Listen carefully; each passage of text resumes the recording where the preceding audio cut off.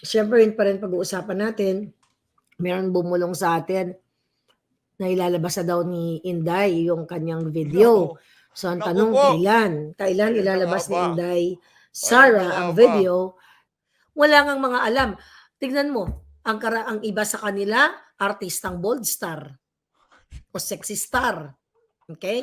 Shoutout kay Dan Fernandez. Palakpakan naman. Yung iba daw, artistang bolstar. Shoutout kay Dan Fernandez. Naku, sana dito sa video na to, bigyan na tayo ng hint ni Binibining Maharlika kung anong klaseng video ang hawak nitong si Madam VP Sara. Dito sa video na to mga kababayan, pag-uusapan ho natin itong si Ace Barbers at yung pinaka-latest na video nitong si Binibining Maharlika. Pero bago ho yan, kung bago lang ho kayo sa PH Update, isang like at subscribe lang ho. Masaya na ho tayo dyan sa mga sumali sa ating community. Yung joint button sa baba, i-click nyo ho yan. Kayo hong pinakaunang makakakita sa ating mga reaction video. Grabe ho talaga tong si Ace Barbers. Anak ng tokwa. Noong una ho, ang banat ho nitong si Barbers, war on drugs ng Pilipinas pwedeng gayahin ng ibang bansa. Ang galing! Ang galing! Di ba? Angas na angas yan nung panahon ni Tatay Digong na talagang the best ang war on drugs itong si dating Pangulong Rodrigo Duterte. Di ba? Lahat naman ho sila dyan. Yan si Dan Fernandez, yan si Atrasabante, yan si Paduan. Talagang bilib na bilib kay Tatay Digong. Pero ngayon, bumuo sila ng 4 na committee, pinag-isa ho nila sa isa para banatan yung war on drugs na yan. Ganyan ho kabababalingbing. Ang mga aso ni Tambaluslos na yan, kaya hindi ho sila pwedeng pagkatiwalaan. Lalo na itong si Ace Barbers. Kung sino man ang kalaban nitong si Ace Barbers sa pwestong tinatakbuhan niya sa pamahalaan, dito sa PH Update, talagang marugdog ho nating ikakampanya yan. Ito ang banat niya noong July 4, 2017. Maaaring gayahin ng ibang bansa ang taktikang ginawa ngayon ng Administrasyong Duterte sa giyera laban sa illegal na droga. Ayon kay Surigao del Norte, Rep. Robert Ace Barbers. Palakpakan. Ang galing! Ang galing! Di ba? Noong una talagang kulang na lang. Kulang na lang. Ang mga Duterte, pakinangin mo ang tumbong ng mga Duterte. Lahat na Duterte noong panahon ni Tatay Digong, wala. Kaya itong mama na to, sinira ho niya ang kanyang reputasyon dito sa administrasyon na to. Nasa utak ko kasi nitong mga politiko na to, sabagay, mabilis naman makalimot ang mga Pilipino. Pagkalipas ng mga ilang taon, lahat ng kalokohan na pinagagawa namin, makakalimutan naman to. Nagkakamali ho kayo dyan. Noong una kasi, noong panahon ng mga lolo nyo, hoy, Ace, noong kasi panahon ng mga naunang mga politiko, yang sila Defensor, yan sila wala naman nung YouTube noon, walang YouTube noon.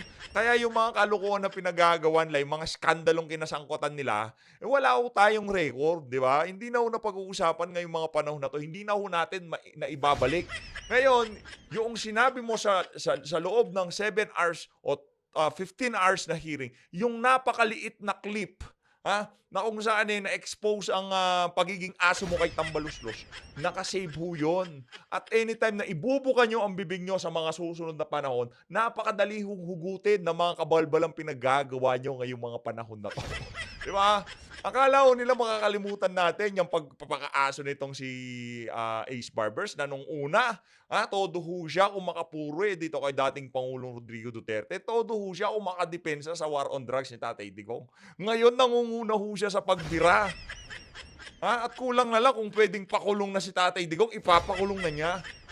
Base sa pagsasalita ho ng mga aso ni Tambaluslos dyan sa Quad Committee, kung sila lang ang masusunod, ICC, mabilis pa sa 4:00, nasa Davao na. Kung tatanungin ho yung mga walang yung congressman na nandyan sa Quad Committee, naku po, di ba yung, anong panawagan nitong si Jed Mabilog? Justisya, di umano, sangkot sa drug trade. Etong si, anong pangalan ito? Etong si Kerwin Espinosa, anong panawagan niya? Justisya. Anong kinasangkutan niya? Self-confessed drug lord. Yung 3 inmate, na kung saan hindi nabayaran ng Hindi nabayaran ng tama, ngayon umiiyak diyan sa Quad Committee. Kesyo kulang daw yung ibinayad sa kanila noong ginurgur nila yung, mga Chinese, drug lord sa loob ng, presuhan. Talagang gano'n talaga mga brad. Iliga alam niyo ng mali, gagawin niyo pa. Pero okay lang yun, mga drug lord naman yun, eh. Wala ho tayong problema dun.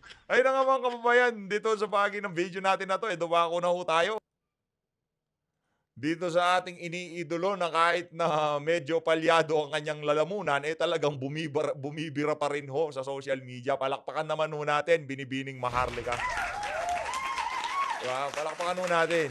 Kahit na halos mawala-wala na ho, naranasan na ho natin 'yan, 'di ba? Yung mga nakalipas na buwan, talagang inabutan ho tayo ng ano, nawalan ho tayo ng boses, pero tuloy-tuloy lang, 'no? At 'yan ho ang ginagawa nitong si Binibining Maharlika, kaya talagang saludo ho tayo diyan.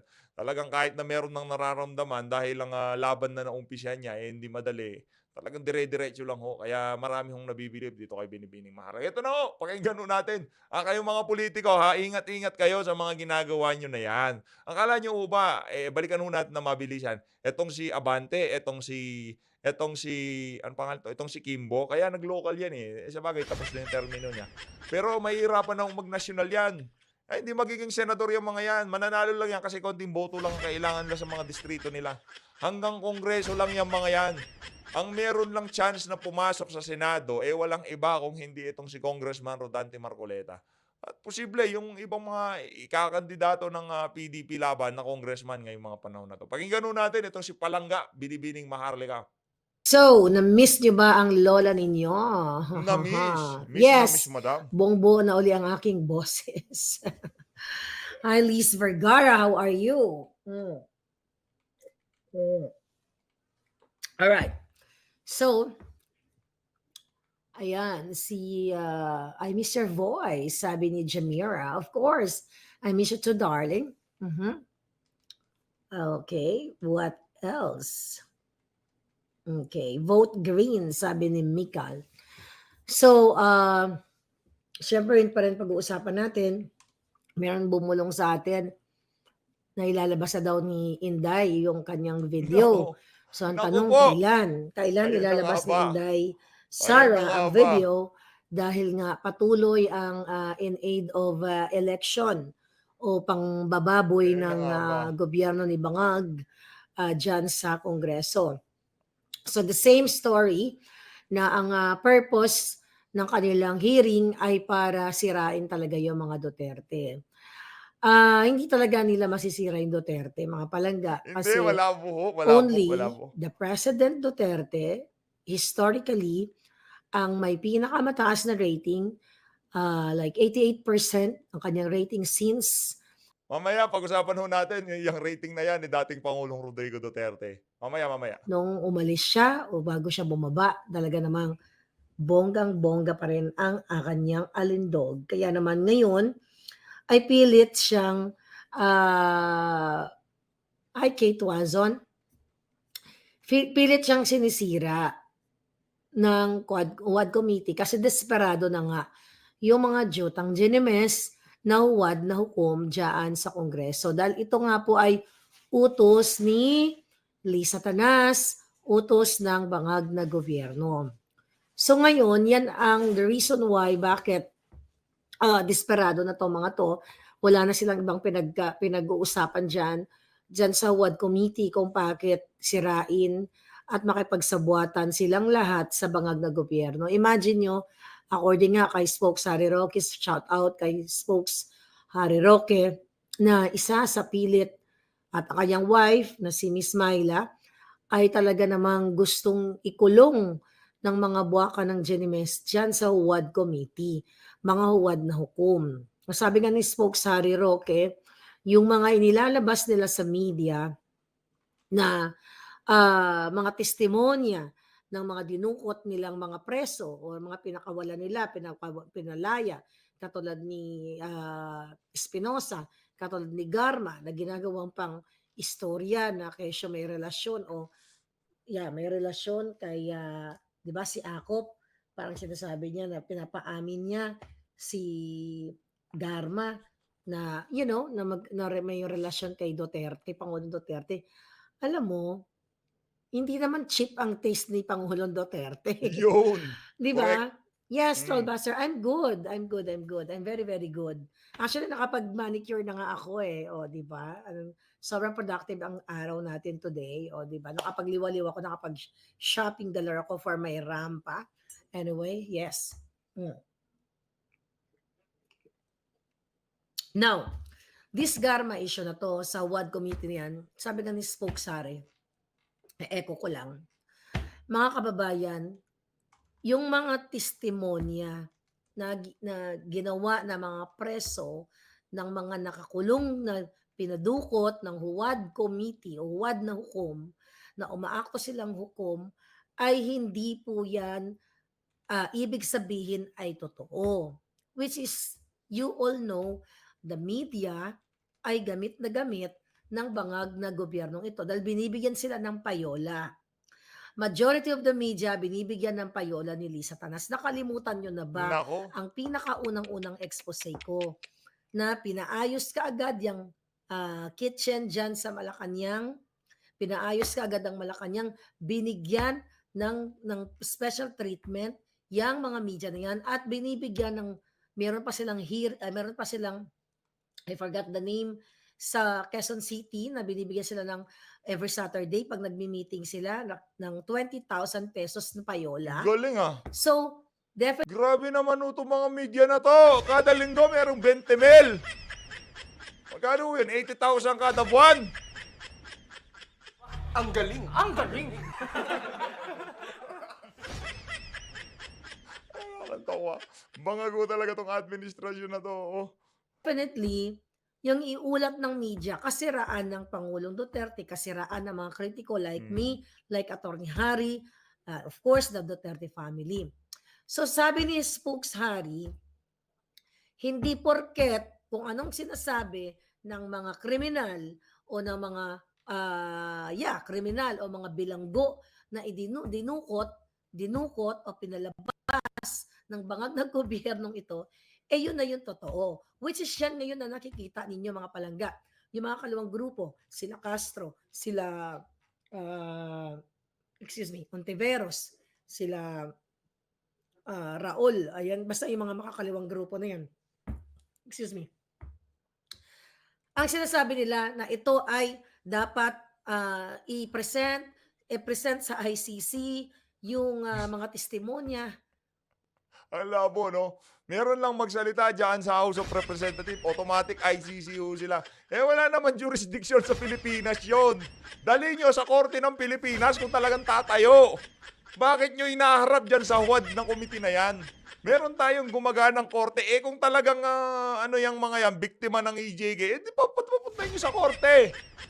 At sabihan sila na pagsabihan yung mga mahal sa buhay. Na wag basta-basta papasok sa ipinagbabawal na pulburon. Di ba? Kasi kung lalabas sila dyan sa Quadcom, tapos maya-maya yung mga mahal nila sa buhay, same-same pa rin yung mga pinagagawa nila, muli nilang mararanasan yan. Kasi yung mga pulisyo, trabaho talaga nila yan. Kahit dito sa administrasyon nitong si Marcos Jr. Pagka meron durugista, pinapaunang bumunot yung mga bangag. Na mga palangga, hindi na po tayo miyembro ng ICC dahil kumalas na ang Pangulong Duterte dyan. Yun. So Totoo, nakita niyo kung tama. gaano Galing kayo talaga ni linlangin ng Mama mga Harry, jutang oo. Ginemes.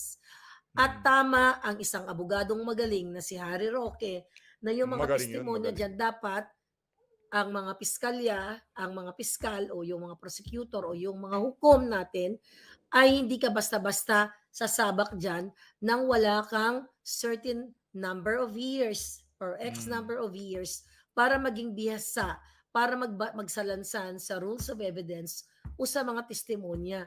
Ang nangyayari ngayon, huwad na hukom yung mga jutang Ginemes dyan. Hukom ba sila? Hindi nila trabaho ang manglilitis. Dahil hindi sila abogado, ang bobobo nga eh. Wala ngang mga alam. Tignan mo, ang iba sa kanila, artistang bold star o sexy star. Okay? Shout out kay Dan Fernandez. Palakpakan naman. yung iba daw, artistang Bolstar. Shout out Ang kay Dan galing. Ang Fernandez. galing. Wala naman tayong problema sa Bold Star, pero yung letter P at saka F hindi maibigkas. P and F hindi maibigkas ng pututang ginimis na Fernandez.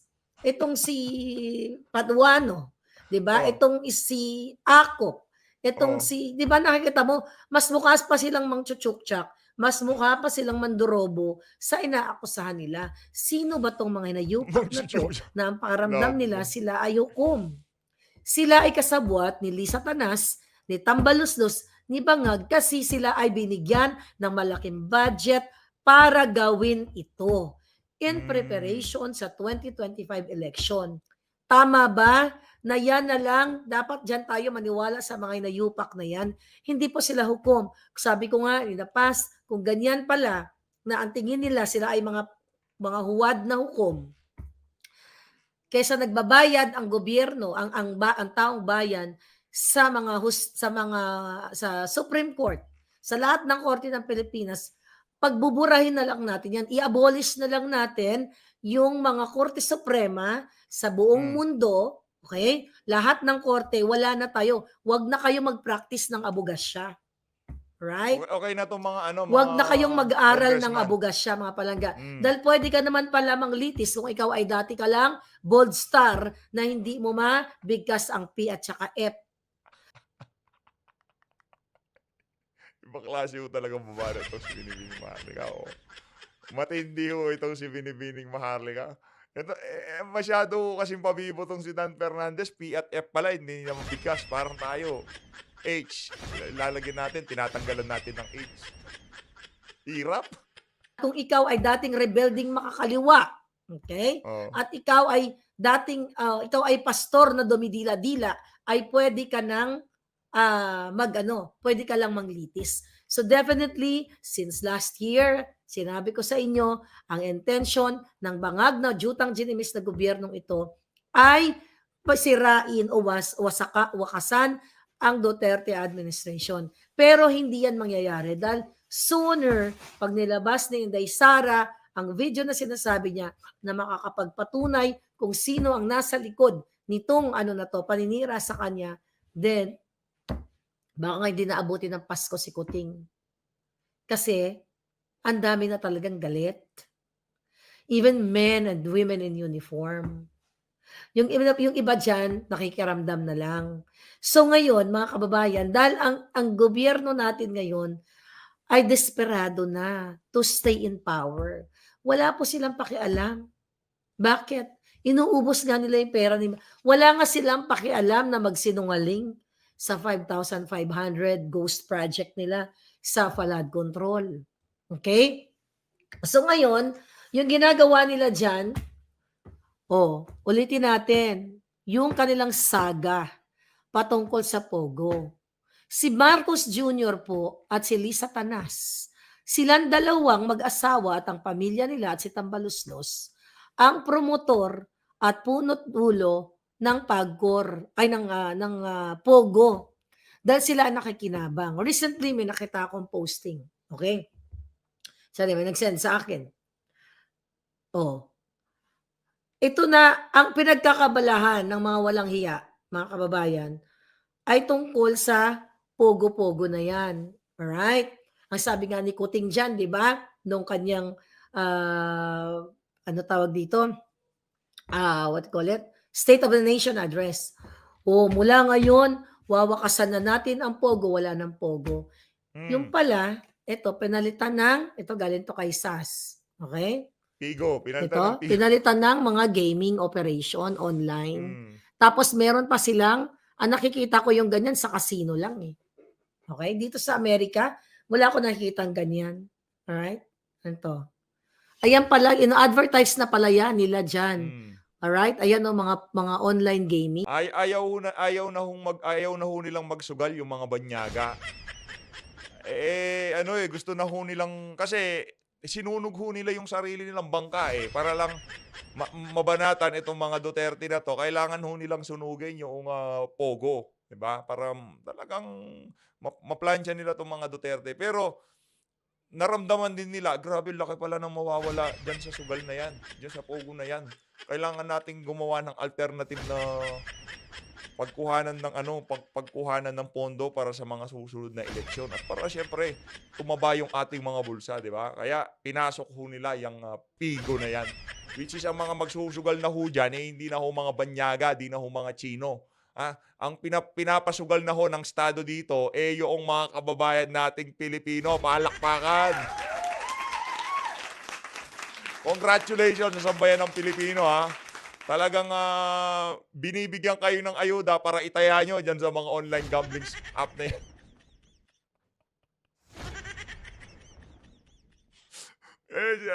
Babalik. Mautak. Meron ho silang may game plan sila. Ang gagawin natin, maglalabas tayo ng napakaraming online sugal. Tapos, mamimigay tayo ng ayuda. Siyempre, may advertisement yan. Matutokso yung ating mga kababayan na magsugal. Pag nagsugal yan, babalik ulit sa atin yan. Plano ho yun ng mga bangag. Kaya doon sa mga tumanggap ng AKAP, AX, Tupad, ang gawin nyo ho, buksan nyo na yung inyong mga online na shopping app. Ang gawin nyo, order ko ng order kahit na anong orderin nyo dyan. Kaysa naman ibigay nyo dito sa mga sugal-sugal na to. Kaya bilhin nyo ho ng pagkain. Naku, wag ho kayo magsusugal. Yari tayo dyan. Yan ang pinakakalaban ho natin yung sugal na yan. Parang droga at sugal, parehas lang ho sa atin yan, sa totoo lang. Walang pinagkaiba yan. Pareho hong nakakasira ng buhay yan. Roy. Imagine nyo kung paano naaapektuhan. Ayan, Okada, Naku, yan. Okada pa. Okada bribery. Grabe naman So yan. ngayon, yan, Heavy imagine luggage nyo, ang mga datingan. artista, yan. Siyempre, My pera-pera goodness. lang yung mga yan. Pag binabayaran sila, ipopromote mo yung kanilang mga gaming. So how sad, mga kababayan, Kakalungkot etong talaga. mga jutang GNMS sa WAD committee na kunyari, concerned sila sa Pogo, ano ba yung offshore gaming na yan? Anyway, ang offshore gaming na yan, hindi naman nakakapunta ang ordinaryong construction worker or isang maestra o isang ordinaryong citizen para mag-game yan. Etong mga online gaming na ito, parang ipinasok nila ng gobyernong ito, ng PAGCOR, dahil kasabwat nga yan. Di ba si Altenco, dahil sabi may aayusin lang, nandyan yan sa book ni Attorney Vic Rodriguez, diba nandito? Parang ipinasok na nila yung casino sa loob ng mga pamamahay ninyo, na kahit 24/7, Correct. pwede kayong maglaro. Lingid sa inyong kaalaman. Pero tayo dito nakakasigurado na sa panahon ni Tatay Digong, di uubra yan. Di niya papahintulutan yan. Yung open na lahat. Kaya lang naman nung pinagbigyan niya ang mga online gambling na yan, ang online sabong, ang partida online sabong pa. Online sabong pa ho. Na online sabong at yaang Pogo na yan dahil wala tayong pinagkukunan ng ano. Pero ngayon nakabukas na, kung Duterte nakaupo, hindi ho mag-aano yung online gambling na yan. Di ba bago bumaba si Tatay Digong, dahil di na kailangan yung online sabong, tinanggal niya. At dahil napakaraming insidente ng kabalbalan din ang nangyayari dyan sa online sabong. Nagkakandawalaon ho yung mga sabong. Kayo ba naman, magto-choppy kayo, mag-pipix kayo ng laro. Talagang mayayari kayo dyan Perang pinag-uusapan dyan. Tandaan yung pagkasugalo, dinaya nyo, nakabaon ho yung isang paa nyo sa lupa, no? Nakabaon ho yung isang paa nyo sa lupa pagkaya ng pinasok nyo. Mga OFW, yan ngayon, you know na. 'Di ba yung inyong mga anak, ang inyong mga kaibigan, ang inyong mga kapatid ay nahuhumaling dito sa online gaming na ito. At ang iba dito, alam mo, I will tell you something. Meron akong kaibigan, ninakawan siya ng kanyang kasambahay. Paano ang nangyari? Ang kaibigan ko, napakabait nito, alright? Napakabait niya. So, laging nagka-cash advance yung kanyang kasambahay. Ang sabi, ate, pwede po ba mag-cash advance kasi ganito yung anak ko, ganyan. Nagdadahilan. So, hanggang sa lumobo yung utang, tapos nagtataka na yung kaibigan ko, bakit maya-maya ka nag-cash advance? Tapos iba-ibang dahilan. So, nalaman niya na nalulung pala dito sa online gaming. This is recently lang. 2 months ago lang actually itong nangyaring itong kaibigan Nakakatakot ko. ho yung sugal. Pinalayas na yung Sabihin ko sa inyo mga kababayan kung gaano nakakatakot yaang, ano na yan, yaang, droga na yan, gano'n din ho yang sugal na yan. Kasi ano yun, eh, pagka ipapaisip niya sa'yo na next time na tataya ka mananalo ka na, next time na maglalaro ka mananalo ka na, yun ang papaano niya, eh, kokondisyon niya yung utak mo na gano'n. Pero hindi ho yun ang mangyayari. Tulong niya kasi pati mga alahas niya, may mga nawawala na hindi niya alam, 'di ba? Masyado siya nagtiwala for so many years, yung mabait naman daw in fairness nakakausap ko yung kanyang kasambayan.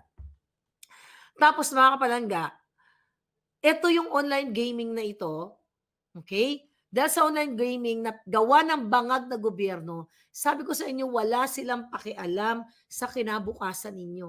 Wala Wala, silang wala. pakialam na lumubog kayo sa utang. Wala silang pakialam kung maging addictus benedictus kayo sa sugal. Kasi ang intensyon nila para magkamal ng pera. Para sila ay may impok sa offshore account sila, pambili ng malalaking bahay, at hindi pambili ng mga designers and everything. So, kawawa talaga kayo mga palangga. Sabi ni Purifikasyon, please yan, okay. Yan ang nagpapasama sa buhay para sa ikayos ng buhay ng anak kong ito. Dito siya, o tignan mo si Madam, o basahin natin to ni Palangga, basahin natin. Sabi ni Ma'am Purifikasyon, please, yan ang Grabe nagpapasama ng buhay napaka-ano ho nito, napakapuro nitong si madam. para sa ikayos ng buhay ng anak kong ito. Grabe naman yan. Siya, ng anak ko ito, dito siya Yan ang mga nag-uubos ng malilinis. pagsusugal. Ito ang malaki kong problema, single mother ako, at ito ang kinalolokohan ng anak ko. See that? Yan, nakita nyo? Sugal Sino ho, po ang may sugal. kasalanan yan? Gobyerno. Kung hindi yan nilegalize, okay, ng gobyerno, yung online sugal na yan, hindi magkakaroon ng problema si Ma'am Purifikasyon. Hindi Correct. hindi nagkaproblema yung kaibigan ko na ninakawan siya ng alahas, inutangan siya, hindi niya binayaran, ninakawan ng bonggang-bongga hanggang sa pinalayas na lang siya.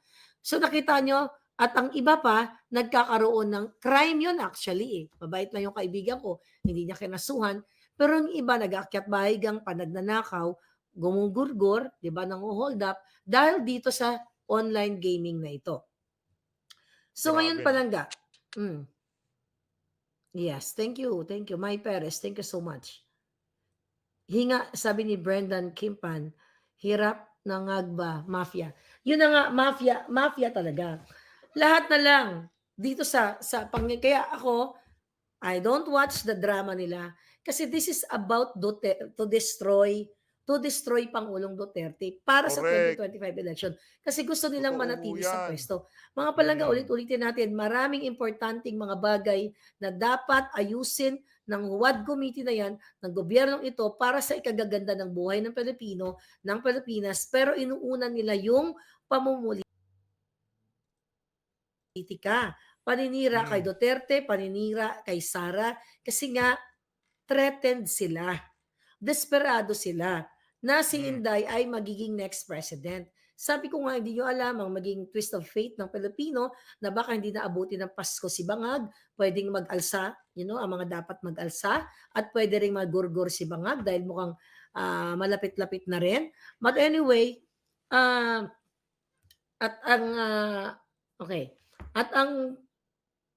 Madam, hanapin mo si Harry. Si Harry Roque, nandiyan sa Pilipinas, kita mo pa-vlog-vlog lang. O baka nasa kuweba. Anyway. Okay.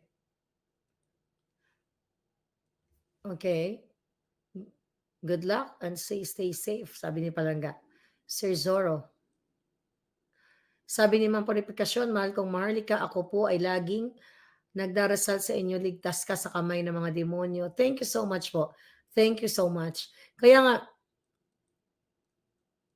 kaninong account ang nagurgor? Dakilang Chimoy. Good morning, Marlica. Ingat po kayo palagi. God bless from Qatar. God bless your heart, sabi niya na. So ngayon, ano ang gusto talagang pagtakpan? Ulit-ulitin natin. Yung mga issue ni Lisa Tanas na kidnapping, lagi niyo pong i-share yan. Kasi share ko lang, I think yesterday, yung pag-kidnap niya sa 2 bata, ayan, ayaw na ayaw imbestigahan ng Huwad Committee. 'Di ba? Recently si Barbers, ah, nagsasalita tungkol, yun, magkakasabot sila. Talagang binibaby nila yung mga preso para mag-testify against the Duterte. But good thing si Richard Gomez ay isang, isa dyan sa Huwad Committee na yan, na nagsalita na Correct. during his time Ang bilang daming isang bumilib eh. mayor ng Mm. Ormoc ay nakita niya yung pagiging successful o pagiging maayos ng kanyang bayan nung panahon ni Pangulong Duterte dun sa war on drugs na ito. Pero itong si Barbers, 'di ba? Nung panahon ni Pangulong Duterte, puring-puri niya, tapos later on bumaliktad. What is the reason about it? It's about money. It's about budget. Kasi Correct. habang sinusungal-ngalan sila ng budget, sila ay coordinated, fabricated, orchestrated, lahat scripted ang kanilang tirada kay Sara Duterte at sa Pangulong Duterte at sa lahat ng mga kritiko. Kayo ang makakapagsabi na during panahon ni Duterte na sinisira ng Huwad Committee ay mas maayos ang inyong paggalaw even sa airport, mga OFW. Dahil ang pangako ni Duterte, kapag nilagyan nyo ng bala ang mga luggages ng taong bayan o ng mga turista, ipapalunok Papakain. ko sa Mm. inyo. Ayun na nga mga kababayan, supportahan nun natin to si Binibining Maharlika. Nasa ano na to, nasa 60,000 views na itong ano niya na to, no? Puntahan ho ninyo, nasa 20 minutes mark na tayo. Tuloy nyo ho dun yung panonood para makapagpakita na tayo ng suporta dito kay Binibining Maharlika. So always, maraming salamat to sa pagsuporta sa PH Update. Mag-ingat ho kayo lahat. Mahal natin ng Pilipinas.